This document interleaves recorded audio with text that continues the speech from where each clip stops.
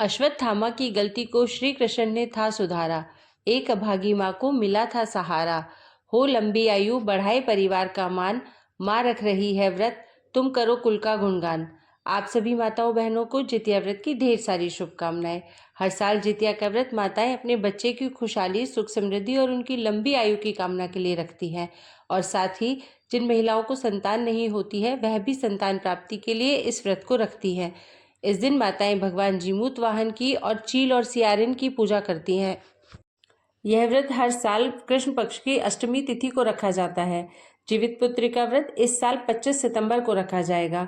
इस दिन भगवान श्री गणेश, माता पार्वती और शिवजी की पूजा एवं ध्यान के बाद व्रत कथा सुननी चाहिए। इसकी पूजा शिवजी के प्रिय प्रदोष काल में करनी चाहिए। व्रत का पारण दूसरे दिन अष्टमी तिथि की समाप्ति के पश्चात किया जाता है। यहाँ हम आपको जितिया व्रत की 3 कहानियां सुनाने जा रहे हैं। आप अपनी परंपरा के अनुसार जो भी कथा आपके यहाँ सुनी जाती है आप उसे सुन सकते हैं। तो चलिए कथा प्रारंभ करते हैं। लेकिन उससे पहले आपसे एक अनुरोध है कि आप वीडियो को पूरा देखें और अगर आपको वीडियो अच्छी लगे तो वीडियो को लाइक ज़रूर करें और चैनल को सब्सक्राइब करें।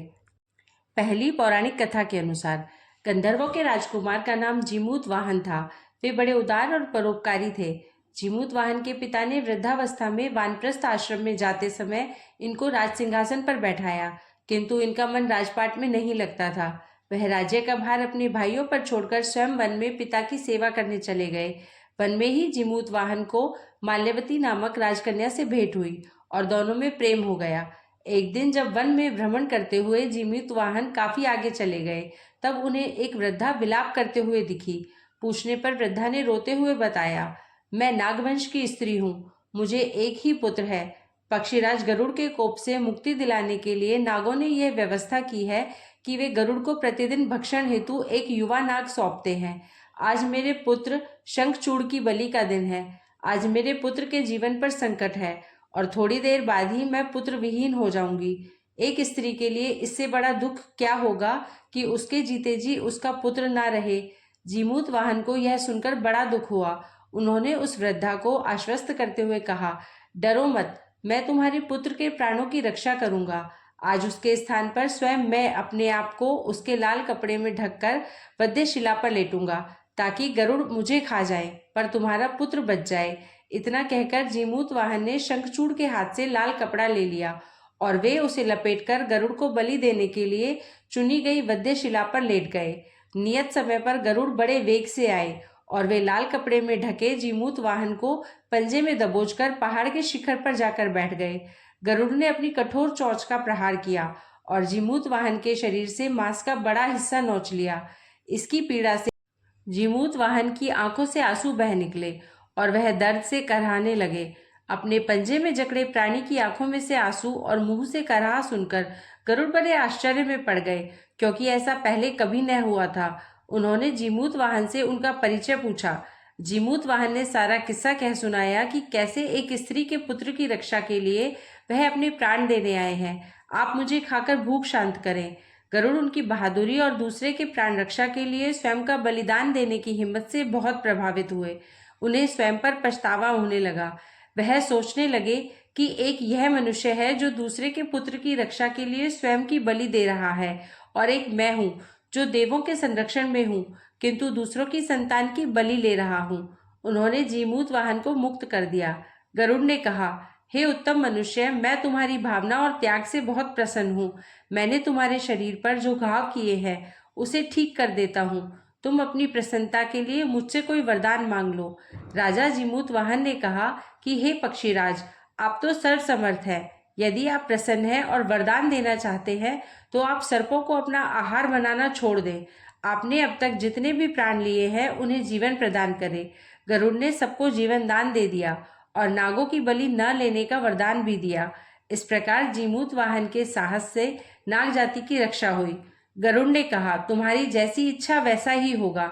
हे राजा, जो स्त्री तुम्हारे इस बलिदान की कथा सुनेगी और विधि पूर्वक व्रत का पालन करेगी, उसकी संतान मृत्यु के मुख से भी निकल जाएगी। तब से ही पुत्र की रक्षा हेतु जीमूत वाहन की पूजा की प्रथा शुरू हो गई। यह कथा कैलाश पर्वत पर भगवान शंकर ने माता पार्वती को सुनाई थी। जीवित पुत्रिका के दिन भगवान श्री गणेश, माता पार्वती और शिव जी की पूजा एवं ध्यान के बाद इस व्रत कथा को सुनना चाहिए। जीवित पुत्रिका व्रत की दूसरी कथा। यह कथा महाभारत काल से जुड़ी हुई है।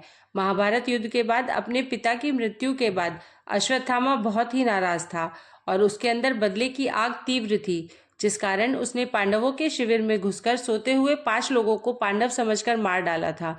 लेकिन वे सभी द्रौपदी की 5 संतानें थी।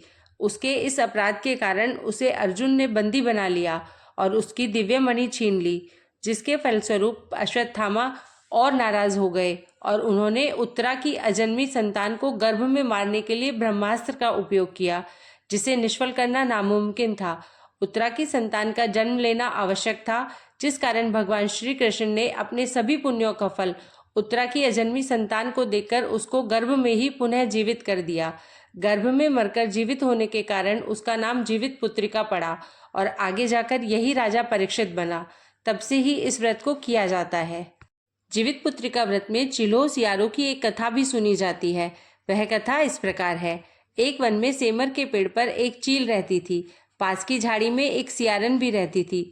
दोनों में खूब पटती थी। चिल्हो जो कुछ भी खाने को लेकर आती उसमें से सियारन के लिए जरूर हिस्सा रखती। सियारन भी चिल्हो का ऐसा ही ध्यान रखती। इस तरह दोनों के जीवन आनंद से कट रहे थे। एक बार वन के पास गांव में औरतें ज्योतिया के पूजा की तैयारी कर रही थी। चिल्हो ने उसे बड़े ध्यान से देखा और अपनी सखी सियारों को भी बताया। फिर चिल्हो सियारों ने तय किया कि वे भी यह व्रत करेंगी। सियारों और चिल्हो ने ज्योतिया का व्रत रखा। बड़ी निष्ठा और लगन से दोनों दिन भर भूखे प्यासे मंगल कामना करते व्रत में रही, मगर रात होते ही सियारन को भूख प्यास सताने लगी। जब बर्दाश्त न हुआ तो जंगल में जाके उसने मांस और हड्डी पेट भरकर खाया। चिल्हो ने हड्डी चबाने के कड़कड़ की आवाज सुनी तो पूछा कि यह कैसी आवाज है। सियारन ने कह दिया, बहन भूख के मारे पेट गुड़गुड़ा रहा है, यह उसी की आवाज है। मगर चिल्हो को पता चल गया।